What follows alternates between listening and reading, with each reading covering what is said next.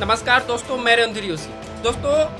Over confidence कई बार आदमी को ले डूबता है। आप सबको पता होगा कि हरियाणा में चुनाव हुआ और कांग्रेस चुनाव हार चुकी है और परिणाम जो है वो कहीं ना कहीं बीजेपी के पक्ष में जा चुका है। दोस्तों, एक्चुअल में जिस तरह से वहाँ पे कांग्रेस ने ओवर कॉन्फिडेंस किया और अपना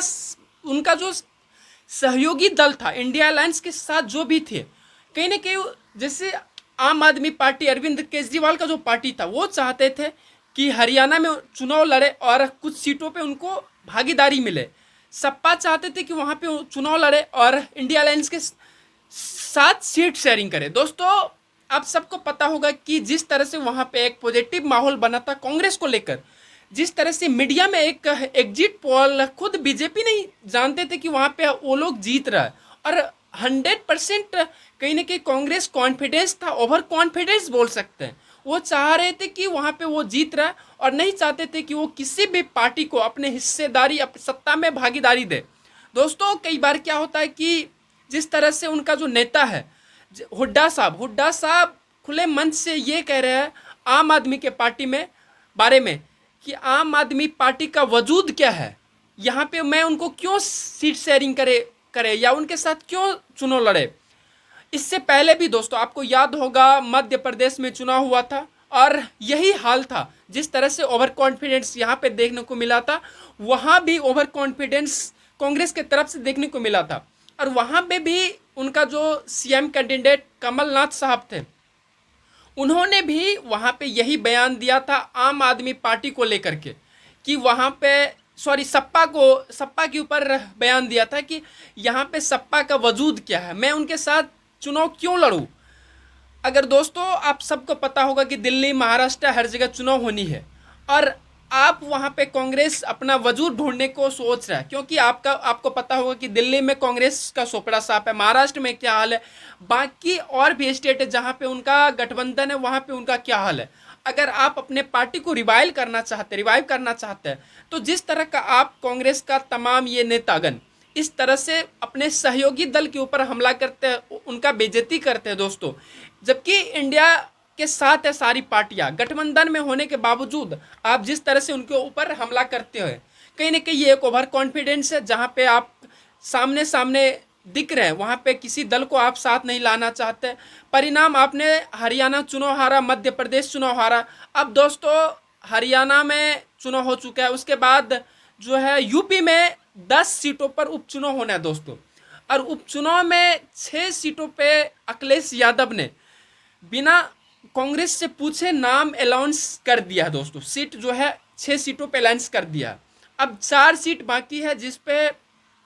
कांग्रेस को अपना राहुल गांधी के लिए सबसे बड़ी चैलेंजेस हो गया है कि वो इंडिया अलायंस को किस तरह से अब संभाल पाते हैं और वहाँ पे यहाँ पे 4 सीटों पे उनको चुनाव लड़के इंडिया अलायंस का जो जिम्मेदारी होता है उनका धर्म निभाना है। क्योंकि अब दिल्ली में भी चुनाव होना है तो राघव चड्ढा, आप सबको पता होगा कि आम आदमी पार्टी की तरफ से कितने बड़े फेस है, उन्होंने साफ साफ कह दिया कि हमें यहाँ पे किसी की ज़रूरत नहीं है। और आप सबको पता होगा कि कांग्रेस वहाँ पे अपना वजूद ढूंढने के लिए चुनाव लड़ेंगे और जब तक वो आम आदमी पार्टी के साथ गठबंधन में नहीं जाएंगे वहाँ पे कांग्रेस का रिवाइव होना मुश्किल है दोस्तों। सबको पता होगा कांग्रेस ये भी दावा नहीं कर सकता कि उन्होंने जम्मू कश्मीर में चुनाव जो है वो अपने बलबूते पे जीता है। वहाँ पे महज उनको सिर्फ 6 सीटों मिला है दोस्तों, 6 सीट मिला है और बाकी का उनका जो सहयोगी दल था उनके माध्यम से वहाँ पे सरकार बनी है दोस्तों।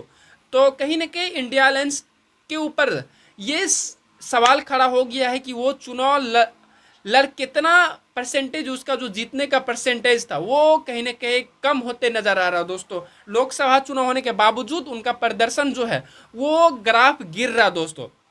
इसके बाद कहीं ना कहीं संजय राउत, आप सबको पता होगा कि हमेशा राहुल गांधी के फेवर में बातें किया करता है, अब उन्होंने भी साफ साफ कह दिया कि कांग्रेस को समझना होगा कि वो इंडिया अलायंस के साथ चुनाव लड़ना चाहते हैं या फिर अपने बलबूते पे स्टेट में चुनाव लड़ना चाहते हैं, ये साफ करे दोस्तों। वहीं तमाम तरह से एक प्रेशर बन रहा राहुल गांधी के ऊपर कि राहुल गांधी अब इस चीज़ों को कैसे फेस करते हैं। आपको क्या लगता है दोस्तों, हरियाणा में चुनाव हारने का सबसे बड़ा वजह क्या रहा होगा? मुझे लगता है कि ओवर कॉन्फिडेंस और जिस तरह से उनके नेताओं का एक बयान रहता है बाकी अपने सहयोगी दलों पे, वो उनसे उनको कहीं ना कहीं निजात पाना होगा। जिस तरह से वो अपने सहयोगी दलों पे हमला करते लगातार करते, राहुल गांधी को इन चीज़ों पे ध्यान देना होगा। और बाकी हरियाणा चुनाव में कहाँ क्या गलती हुई, जिस तरह से पॉजिटिव वे होने के बावजूद कांग्रेस हार चुकी है, तो आप अपनी अपनी राय कमेंट बॉक्स में बताएं। और हमारे चैनल को सब्सक्राइब कर ले, अगर अब तक नहीं सब्सक्राइब किया तो सब्सक्राइब कर ले, ताकि इस तरह का वीडियो राजनीतिक से जुड़े देश के विभिन्न मुद्दों और तमाम मुद्दों पे हम लोग डिस्कस करेंगे, बात करेंगे और अपना अपना ओपिनियन देख हरियाणा चुनाव में क्या वजूद क्या रन रहा होगा जिसकी वजह से चुनाव हार गया। और हमारे चैनल रणधीर योशी को सब्सक्राइब कर ले और घंटी बजा ले, ताकि हम कोई वीडियो डालें तो सबसे पहले आप तक पहुँचे। और जय हिंद,